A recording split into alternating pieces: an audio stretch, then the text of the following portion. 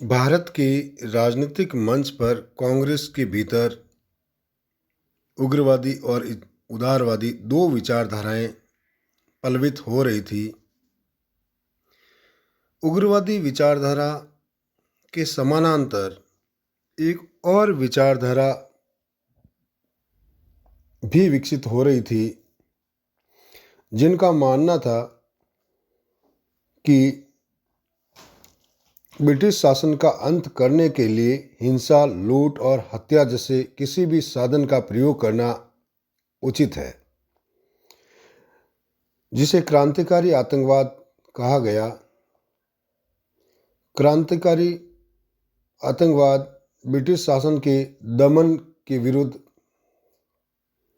विकसित हुआ और उनका मानना था कि हिंसा और भ्रष्ट तथा क्रूर अंग्रेज अधिकारियों की हत्या के अतिरिक्त और कोई विकल्प नहीं है।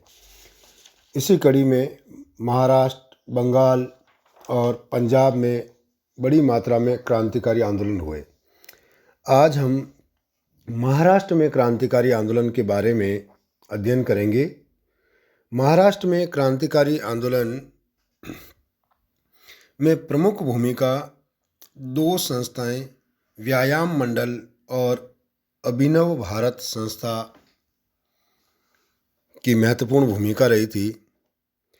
महाराष्ट्र में 1896-97 में चापेकर बंधुओं दामोदर हरि चापेकर और बालकृष्ण हरि चापेकर ने व्यायाम मंडल की स्थापना की। व्यायाम मंडल के सदस्यों का मानना था कि भाषणबाजी करके कुछ भी प्राप्त नहीं किया जा सकता। देश की भलाई के लिए लाखों करोड़ों लोगों को अपने प्राणों की बाजी लगानी होगी। इस व्यायाम मंडल ने शारीरिक कसरत और व्यायाम के बहाने महाराष्ट्र में बड़ी मात्रा में अखाड़े लगाए और अखाड़ों में ऐसे नौजवान तैयार किए जो देश के लिए प्राणों की बाजी लगाने के लिए तैयार थे। इसी कड़ी में पूना के क्रूर प्लेग कमिश्नर रेड और उसके सहायक अयस्ट की 22 जनवरी 1897 को रात को गोली मारकर हत्या कर दी गई। इसके आरोप में दामोदर हरि चापेकर को पकड़ा गया और 10 अप्रैल 1898 ईस्वी को उसे फांसी की सजा दी गई। किंतु व्यायाम मंडल के सदस्यों ने 8 फरवरी 1899 को उन द्रविड़ बंधुओं को मौत के घाट उतार दिया जिन्होंने पुरस्कार के लालच में चापेकर बंधुओं को गिरफ्तार करवाया था। इसके बदले में सरकार ने वासुदेव चापेकर, महादेव विनायक रानाडे, बालकृष्ण चापेकर को फांसी की सजा दी गई।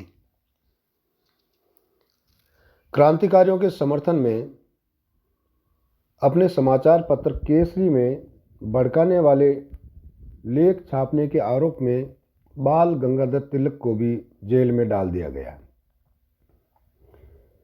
महाराष्ट्र में दूसरा सर्वाधिक चर्चित क्रांतिकारी संगठन अभिनव भारत नामक संस्था थी, जिसकी स्थापना गुप्त रूप से विनायक दामोदर सावरकर ने की थी।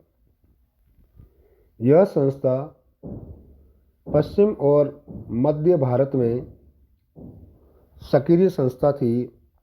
सावरकर तिलक के शिष्य थे और उन्होंने भारत का प्रथम स्वतंत्रता संग्राम नामक पुस्तक लिखी थी, जिसमें यह सिद्ध करने का प्रयास किया कि 1857 की क्रांति सैनिक विद्रोह न होकर भारत का प्रथम स्वतंत्रता संग्राम था।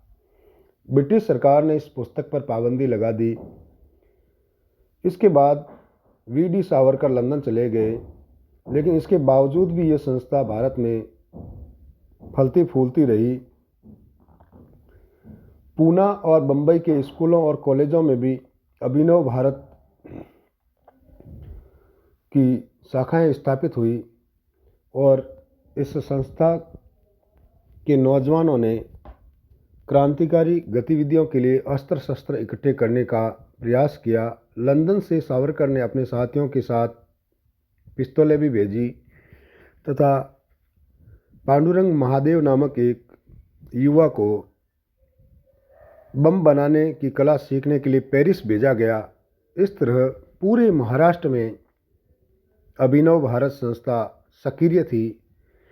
1908 ईस्वी में तिलक को गिरफ्तार करके 6 साल के लिए ब्रह्मा की मांडले जेल भेज दिया गया, जिससे क्रांतिकारियों में आक्रोश बढ़ गया। उन्होंने इसका बदला लेने के लिए कोल्हापुर में बम बनाने का एक कारखाना खोला। दुर्भाग्यवश एक बम के फट जाने से सारा भेद खुल गया और क्रांतिकारियों पर अभियोग चला। गणेश सावरकर नामक क्रांतिकारी को 1909 ईस्वी में आजीवन कारावास दिया गया।